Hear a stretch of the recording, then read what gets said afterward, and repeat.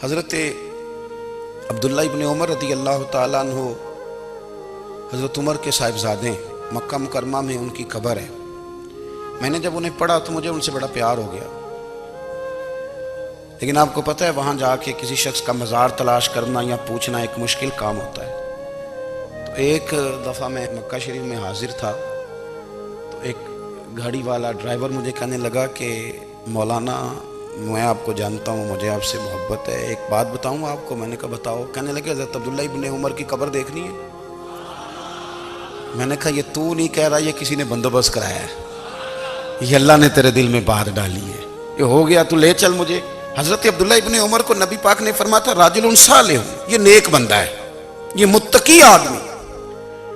حضرت عبداللہ ابن عمر رضی اللہ تعالیٰ عنہ سیدنا فاروق اعظم رضی اللہ تعالیٰ عنہ کے صاحبزادے ہیں، اور ان کی ہمشیرہ سیدہ حفصہ رضی اللہ تعالیٰ عنہ حضور کی زوجہ محترمہ ہے۔ ایک دن اپنی ہمشیرہ سے کہنے لگے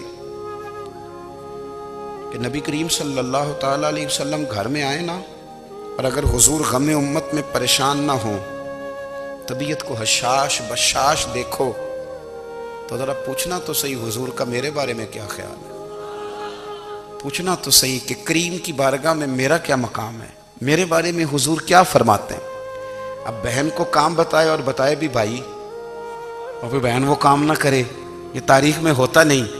حضرت عمر فاروق رضی اللہ تعالیٰ عنہ کی صاحبزادی ام المومنین رضی اللہ تعالیٰ عنہ فرماتی ہیں کہ میں تو بس منتظر تھی۔ انہوں نے تو کہا تھا نا کہ اگر تم حشاش بشاش دیکھو تو بات کرنا، لیکن حضور تشریف لائے، میری باری تھی، میرے گھر تشریف لائے، کھانا پیش کیا تو فوراً میں نے عرض کی حضور ایک بات پوچھنی تھی۔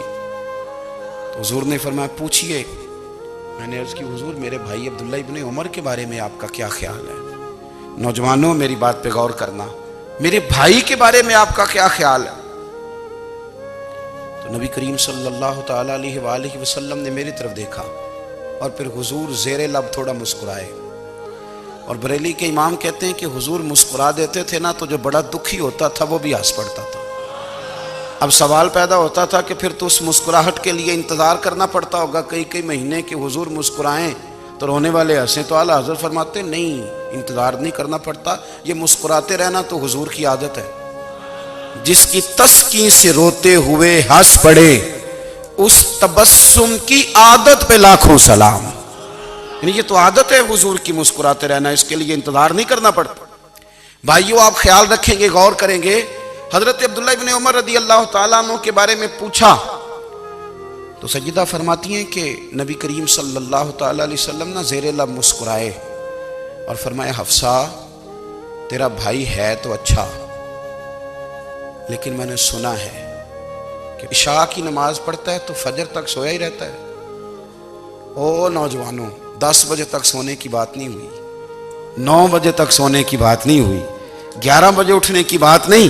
حضور فرمانے لگے میں نے سنا ہے کہ عشاء کی نماز پڑھ کے سو جاتا ہے اور فجر تک سویا ہی رہتا ہے، اسے چاہیے کہ تہجد کے وقت اٹھا کرے، اللہ کی بارگاہ میں حاضر ہوا کرے، آہوزاری کرے، سجدے کرے، عبادت کرے، اٹھتا ہے اور فجر میں جا کے اٹھتا ہے۔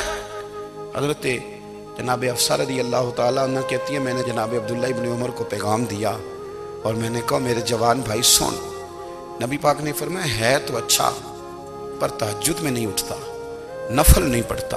او میری ملت کے جوانوں، مزہ نہیں آ جاتا جب ساری دنیا سوئی ہو، ساری دنیا، اور بستر بھی گرم ہو اور نیند بھی پورا غلبہ کر رہی ہو، اور اچانک گھنٹی بجے دماغ میں، آنکھ کھلے، گھڑی پہ نظر پڑے، 3:30 4 بجے کا پیغام گھڑی بتائے، اور کوئی چڑھتی جوانی والا اٹھ کے وضو کرے، اور جب وہ مصلی کھول کے بچھائے تو مدینے والے محبوب کہتے ہیں کہ ہر نماز پہ رب ثواب دیتا ہے، اور جو اٹھ کے تہجد کی نماز پڑھے اسے دیکھ کے تو رب مسکراتا ہے، جو اس کی شان کے لائق ہے، جو اس کی شان کے لائق، وہ مسکراتا ہے، خوش ہوتا ہے کہ میرا بندہ تہجد میں اٹھ گیا، وہ مسکراتا ہے۔ کاش ہماری صبحیں کبھی اپنے مالک کے نام ہو جائیں، کاش کے صبحیں۔ حضرت ابو الحسن رحمۃ اللہ تعالیٰ علیہ حضرت معاذ ابن جبل رضی اللہ تعالیٰ عنہ کے پاس بیٹھا کرتے تھے، فرماتے ہیں ان سے جو پیار بڑھا تو پھر میرا مصلی سے بھی بڑھ گیا۔ تابعی ہیں، فرماتے ہیں صحابی رسول سے محبت ہوئی تو ذکر سے بھی ہو گئی، پھر درود شریف سے بھی ہو گئی، محبت ان سے بڑھی تو پھر اللہ نے مسجد کا پیار بھی بڑھا دیا۔ آپ فرماتے ہیں کہ میری ہر وقت بھی یہ چاہتی تھی کہ بس اللہ اللہ کروں، بس اللہ اللہ کروں، بس نہ میں ذرا تھوڑی جان چھڑاؤں لوگوں سے، کوئی 10 منٹ ملے تو میں کچھ 4 نفل پڑھ لوں، میں تھوڑا سا نہ بچوں لوگوں سے، اور مجھے تسبیح ملے تو میں نہ کچھ 400-500 دفعہ استغفار پڑھوں، سبحان اللہ، الحمدللہ، اللہ اکبر، لا حول ولا قوت الا باللہ، میں نہ تسبیحات پڑھوں۔ فرماتے ہیں کہ بچے تھے گھر میں 6-7، غربت تھی، کام ملتا کوئی نہیں تھا، اور میں کام چور نہیں تھا، کام ڈھونڈتا تھا، پر اللہ کی قدرت کے کام نہیں ملتا تھا۔ فرماتے ہیں کہ میں نے ایک دن اپنی اہلیہ سے کہا کہ آج میں پھر جاتا ہوں کام ڈھونڈنے، تو میری بیوی بڑی فرما بردار تھی، پر اس دن نہ غربت کے ہاتھوں تنگ آ کے کہنے لگی آج نانا کوئی تو چیز لے کے آیا، تو مجھ سے بچوں کی بھوک نہیں دیکھی جاتی ہے، سب روگاں دا روگ محمد جس دا نام غریبی، کنڈ بلا کے لنگ جاندے نہیں دوست یار قریبی، آج نہ کچھ لے کے آیا تو میں بچے لے کے میکے چلی جاؤں گی۔ شیخ فرماتے ہیں کہ میں بڑا پریشان گھر سے نکلا، پر میں نے صبح سے لے کے زور تک کام ڈھونڈا، کام ملا کوئی نہیں، تو میرے دل میں خیال آیا چلو کام نہیں ملتا تو اللہ اللہ تو کرے نا، چلو بندوں کی مزدوری نہیں ملتی تو رب کریم کی عبادت ہی کرتے ہیں۔ فرماتے ہیں کہ میں نے نا فرات کے پانی سے وضو کیا، نہر کے، شدید دھوپ تھی، ساتھ ریت تھی اور ریت تپ رہی تھی، میں نے اپنا رومال وہیں مصلی کے طور پر بچھا لیا، اور فرماتے ہیں کہ زور سے لے کر عصر تک نماز پڑھی، دھوپ بھی پورے زور پہ، پر میرے سجدے کا ذوق بھی پورے زور پہ۔ فرماتے ہیں سورج بھی چمک رہا ہے اور رب کی عبادت کا ذوق بھی پورے زور پہ، میں سجدہ کروں تو پھر میرا اٹھانے کو جی نہ چاہے۔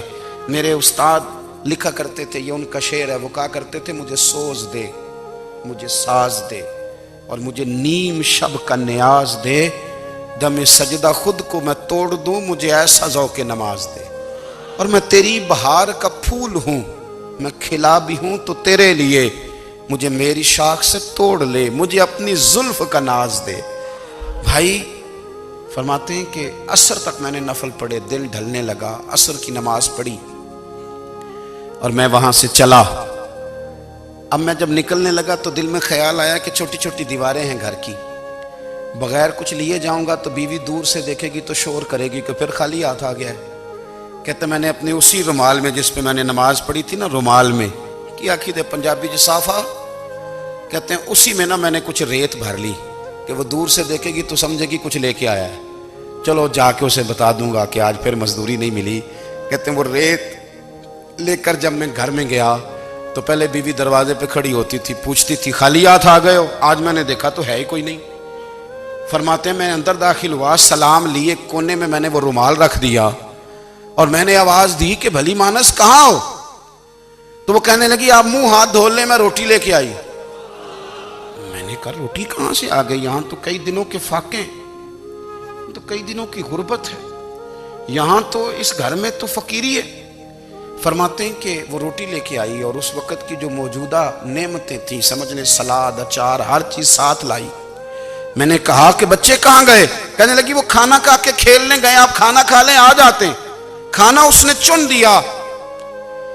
میں نے حیرت انگیز لہجے میں ساری نعمتیں اپنے دسترخوان پہ دیکھ کر کے بیوی سے پوچھا یہ کہاں سے آیا کھانا؟